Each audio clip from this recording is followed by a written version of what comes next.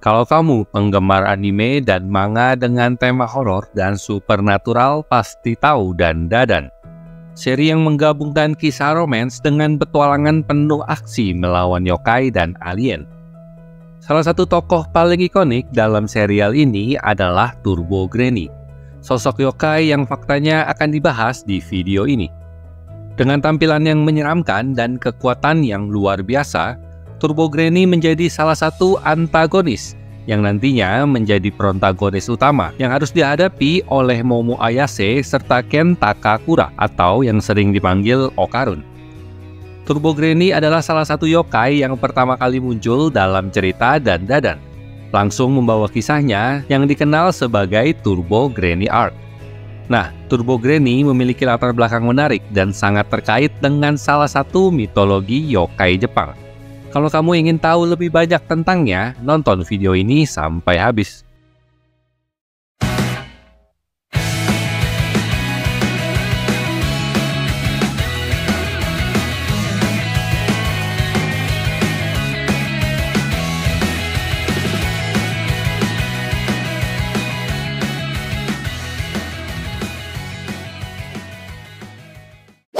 Sesuai dengan namanya, Turbo Granny terkenal karena kecepatan larinya yang luar biasa, mencapai 100 km per jam. Kemampuan ini bukan hanya sekedar gaya-gayaan, tapi menjadi ancaman nyata bagi siapapun yang mencoba melarikan diri darinya. Dalam Dandadan, kecepatan ini sering ditampilkan sebagai momok bagi Okarun dan teman-temannya.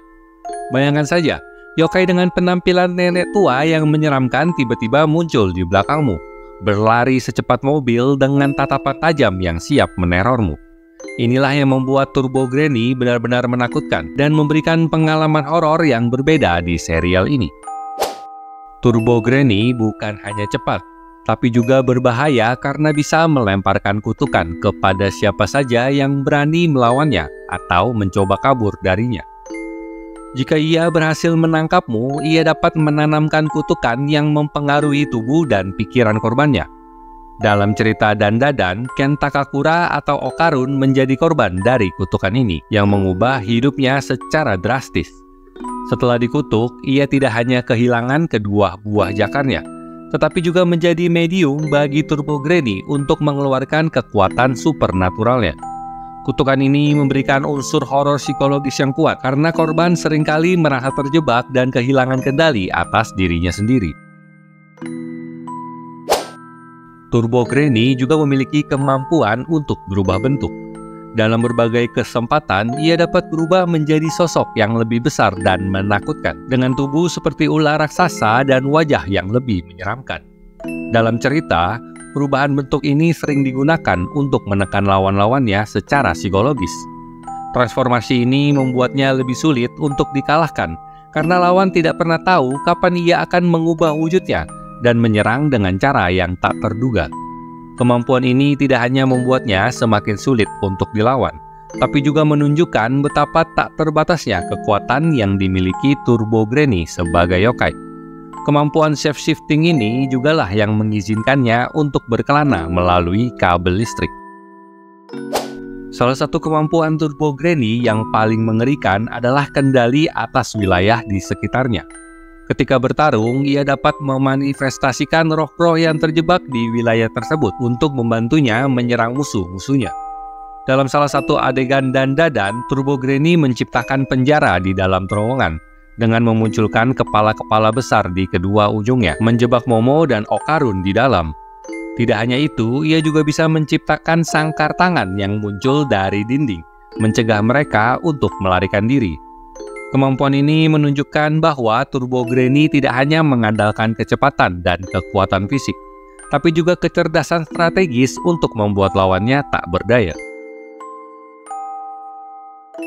Meskipun dikenal sebagai yokai yang ganas dan mengerikan, Turbo Granny memiliki satu kemampuan unik yang cukup aneh, yaitu keberuntungan yang tidak dapat ia kendalikan. Setelah terperangkap dalam sebuah maneki neko alias boneka kucing pembawa keberuntungan, Turbo Granny mendapatkan kemampuan untuk memberikan keberuntungan kepada orang lain secara acak.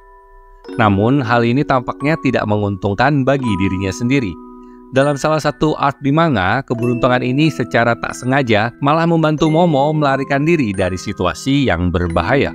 Aspek ini memberikan warna baru pada karakter Turbo Granny.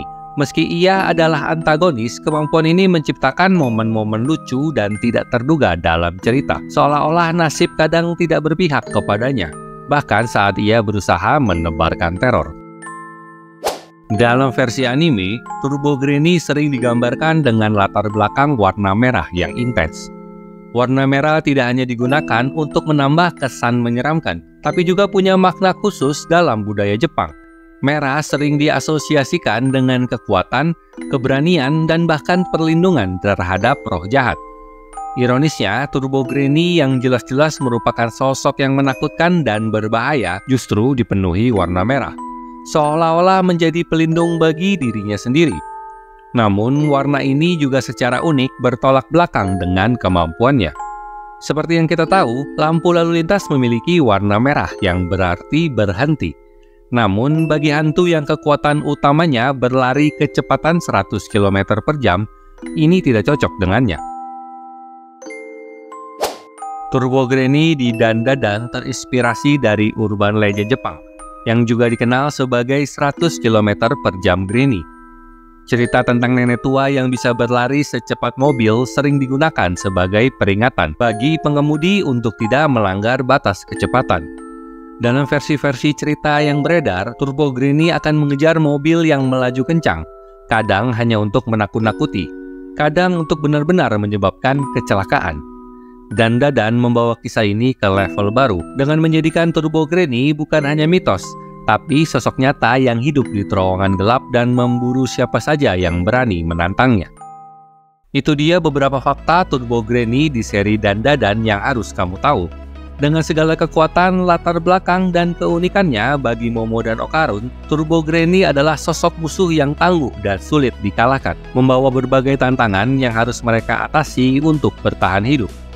Sementara bagi penonton, ia adalah gambaran dari horor klasik Jepang yang dihidupkan kembali dalam bentuk yang baru dan modern.